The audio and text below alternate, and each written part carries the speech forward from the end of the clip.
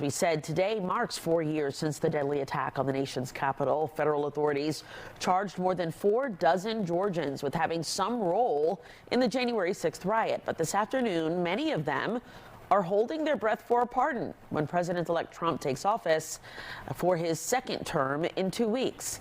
Fox 5's Rob D'Arienzo joins us live in studio with more details on what that could look like, Rob. Hey there, that's right, Christine. Good afternoon to you. Well, President-elect Trump has promised to pardon the nearly 1,600 defendants who have been charged with breaking into the nation's capital on this day in 2021. 44 of them are from Georgia or have ties here.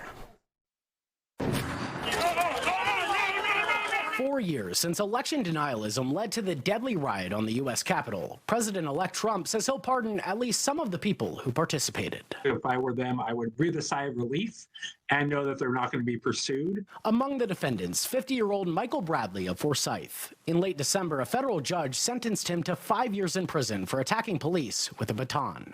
Federal authorities have charged 43 others with Georgia ties in connection to the riot.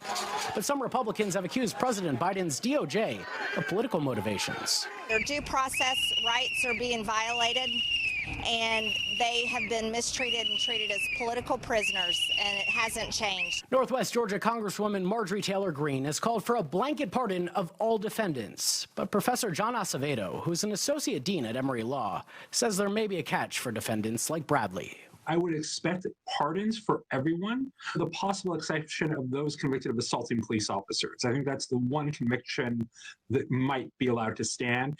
The DOJ says 140 police officers were hurt in the attack. In briefs filed in federal court, some of the Georgia defendants claimed they acted on their emotions that day. Others wrote that President Trump misled them into thinking they had to stop the transfer of power to then President-elect Biden. Regardless their motive. It's perfectly within the constitutional powers of the president to do this. They may pardon anyone they wish.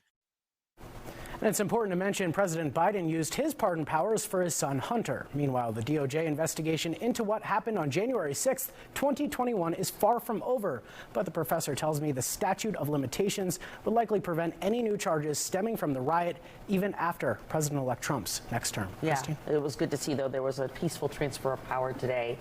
Much different scene than what we saw 4 years ago today. So, all right, Rob, thanks so much. Yeah.